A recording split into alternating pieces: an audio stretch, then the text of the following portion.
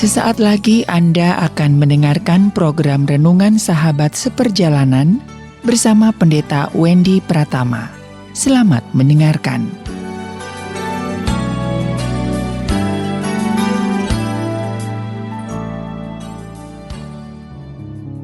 Selamat berjumpa kembali dalam layanan audio Sahabat Seperjalanan untuk menolong Anda bersaat teduh dan berdoa dan menerima renungan setiap pagi.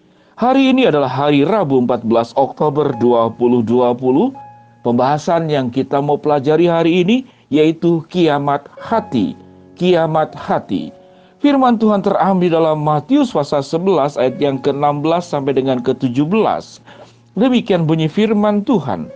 Dengan apakah kuumpamakan angkatan ini? Kami meniup seruling bagimu, tetapi kamu tidak menari.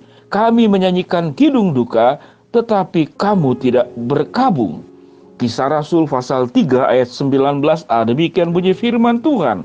Karena itu bertobatlah dan berbaliklah, supaya dosa-dosamu dihapuskan. Mari kita berdoa. Bapa yang di dalam surga, bahwa peristiwa Sodom dan Gomora tidak hanya terjadi di dalam kitab Kejadian, namun terjadi di dalam kejadian-kejadian hidup manusia di sepanjang zaman sampai saat ini, bahkan sampai waktu-waktu kemudian.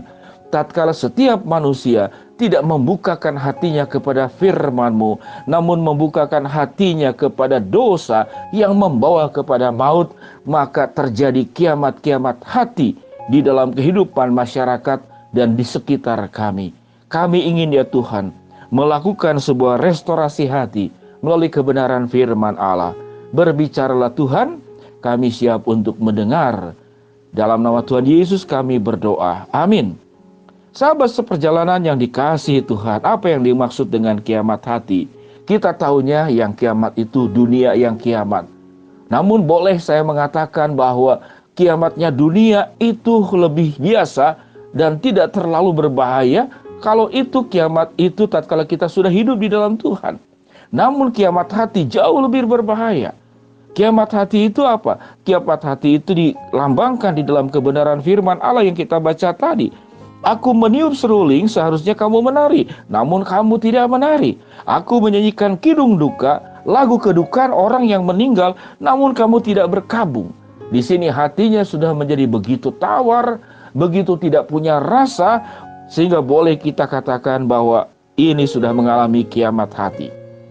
Kiamat hati menyebabkan sesuatu yang normal dianggap tidak normal, dan sesuatu yang tidak normal itu dianggap normal. Tatkala saudara kita menipu, itu jelas tidak normal.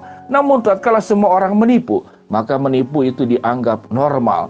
Tatkala saudara itu berselingkuh, itu dianggap tidak normal. Namun tatkala dunia semua melakukan hal yang sama, maka itu dianggap normal. Tatkala kita mengabaikan orang tua, itu adalah suatu tindakan yang tidak menghormati Allah. Namun tatkala banyak orang tua terbuang, lalu kita melakukan hal yang sama, maka kita anggap tindakan-tindakan itu normal. Sahabat seperjalanan yang dikasihi Tuhan, saya melihat saudara tentang tingkah laku abnormal di dalam psikologi yang disebut dengan mental disorder atau mental illness. Penyakit mental yang bermasalah. Ada psikopat, ada neurosis, ada avoidant, ada borderline, ada obsesif, ada paranoid, ada narsistik. Ini semua tingkah laku yang tidak normal. Yang cukup menarik saudara, tingkah laku di dalam kelainan seksual. Kelainan seksual itu ada pedofilia. Bagaimana memanfaatkan anak yang belum usianya sebagai objek seks. Ada yang disebut dengan fetishisme, yaitu melakukan hubungan seks dengan benda mati.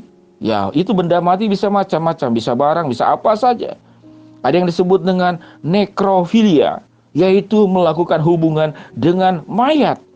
Ada yang disebut dengan bestiality, itu dengan binatang. Ada yang disebut dengan gerontoseksualitas, yaitu melakukan hubungan dengan orang yang lanjut usia. Begitu menakutkan tatkala kita melihat Sedemikian rentetan-rentetan tingkah laku abnormal di dalam kehidupan manusia. Dan ini adalah Sodom dan Gomora di zaman ini yang terjadi dari dulu sampai sekarang. Tatkala manusia tidak membuka diri kepada Allah, sehingga manusia punya hati yang sudah mengalami kiamat hati. Firman Tuhan berkata, "Aku meniup seruling bagimu, namun kamu tidak menari. Aku menyanyikan kidung duka bagimu, namun kamu tidak berkabung." Peristiwa-peristiwa ini kita lihat di alam dunia ini yang terjadi. Tatkala ada orang kecelakaan, kita menghindar bukannya menolong, karena takut kita terlibat di dalam urusan kepolisian. Tatkala di kendaraan umum, orang itu menempati tempat duduk tidak peduli bahwa ada orang tua, mungkin ada yang disable, yang memang mereka punya hak duduk sebagai prioritas. Kita tidak peduli. Saudara, cukup menarik, ada satu tes saudara-saudara tentang tunanetra yang jualan tisu dan air minum. Lalu tes sosial ini dilakukan, kemudian ada orang yang membeli, lalu kemudian maaf kami tidak jadi beli, tapi barangnya diambil. Sebetulnya mereka bekerja sama satu dengan yang lain. Namun ingin melihat reaksi daripada lingkungan yang ada. Tatkala masyarakat yang melihat, mereka rata-rata membiarkan. Ya, membiarkan. Tidak ada pembelaan kepada yang tunanetra dan tidak ada teguran atau mengambil kembali barang yang diambil tanpa membayar. Itu tidak dilakukan. Di dalam tes-tes sosial ini kita bertemu dengan memang orang-orang yang tidak peduli. Ada satu tes sosial yang kemudian dilakukan itu di lift, ya. Lift itu tempat saudara-saudara orang naik turun, yaitu untuk naik ke lantai yang lebih tinggi. Masuklah di sana, kemudian akhirnya penuh. Jadi terlalu penuh orangnya, kemudian sampai berbunyi, artinya harus ada salah seorang yang keluar sehingga lift itu bisa naik ataupun turun. Yang menarik di dalam tes sosial itu, tidak ada satupun yang mau keluar. Lalu mereka bertahan di sana, tidak ada satupun yang mau keluar. Karena mengapa? Karena orang tidak peduli dengan orang lain, dia peduli kepada diri sendiri. Sampai kemudian ada ibu-ibu tua yang keluar dengan memakai tongkat. Lalu yang masih muda-muda di dalam lift itu merasa malu. Ya mungkin merasa malu atau tidak malu, saya tidak tahu. Tapi yang jelas mereka saling memandang satu dengan yang lain. Sementara yang lemah yang lebih mengalah, yang kuat tidak mau menolong yang lemah, apalagi membela dan juga memberikan kasih yang tulus kepada yang lemah. Inilah dunia. Inilah yang disebut dengan kiamat hati. Hati yang keras, hati yang tanpa perasaan. Hati yang tidak lagi memiliki rasa iba. Hati yang tidak lagi tersentuh oleh hal-hal yang indah untuk kita bisa menolong orang lain. Disinilah firman Tuhan berkata dalam Kisah Rasul pasal 3 ayat ke-19a. Bagaimana untuk menyelesaikan masalah kiamat hati ini? Yaitu bertobatlah dan berbaliklah supaya dosa-dosamu itu dihapuskan. Lalu bagaimana kita merestorasinya? Dimulailah dari keluarga. Jangan jadikan rumah tangga itu sebagai tempat percekcokan di mana orang-orang itu memiliki kiamat-kiamat hati. Lalu anak-anak mencontoh dan melakukan sesuatu yang berulang kepada keturunan berikutnya. Dan itu tidak pernah selesai. Sahabat seperjalanan yang dikasihi Tuhan, firman Tuhan berkata, dengan apakah keumpamaan angkatan ini? Mereka meniup seruling bagimu, namun mereka tidak menari. Aku menyanyikan kidung duka, namun mereka tidak berkabung. Kita bukan pribadi-pribadi yang mengalami kiamat hati. Biarlah hati kita setelah menerima Kristus itu diubahkan, memiliki hati seperti Kristus yang punya belas kasihan, yang punya kepedulian, yang diterangi kebenaran firman Allah, yang dikuduskan, dijauhkan dari dosa, sehingga kiamat-kiamat hati itu tidak terjadi di antara kita. Sahabat seperjalanan, mari kita berdoa. Bapa yang di dalam surga, hamba-Mu berdoa yang sedang sakit di rumah maupun di rumah sakit. Tuhan jamah, Tuhan sembuhkan. Bagi kami yang sedang mengalami rintangan, masalah dan kesulitan, Tuhan bukakan jalan.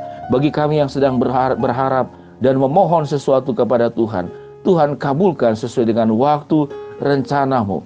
Hamba-Mu berdoa Tuhan untuk salah seorang sahabat seperjalanan yang sampai berpikir untuk mengakhiri hidup dengan melakukan bunuh diri.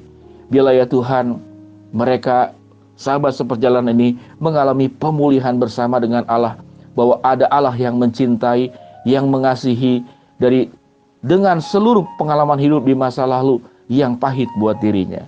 Terima kasih ya Bapa, di dalam nama Tuhan Yesus kami berdoa. Amin. Sahabat seperjalanan, selamat beraktivitas. Milikilah hati yang lembut, hati yang penuh dengan kasih, hati yang kudus, hati yang murni yang diubahkan oleh Tuhan. Dan jauhkanlah kiamat hati, dan tolong sekitar kita yang mengalami kiamat hati untuk mengalami jamahan pemulihan dari Tuhan.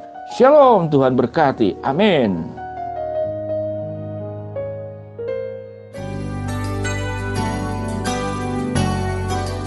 Anda baru saja mendengarkan program Renungan Sahabat Seperjalanan bersama Pendeta Wendy Pratama. Terima kasih atas perhatian Anda. Tuhan Yesus memberkati.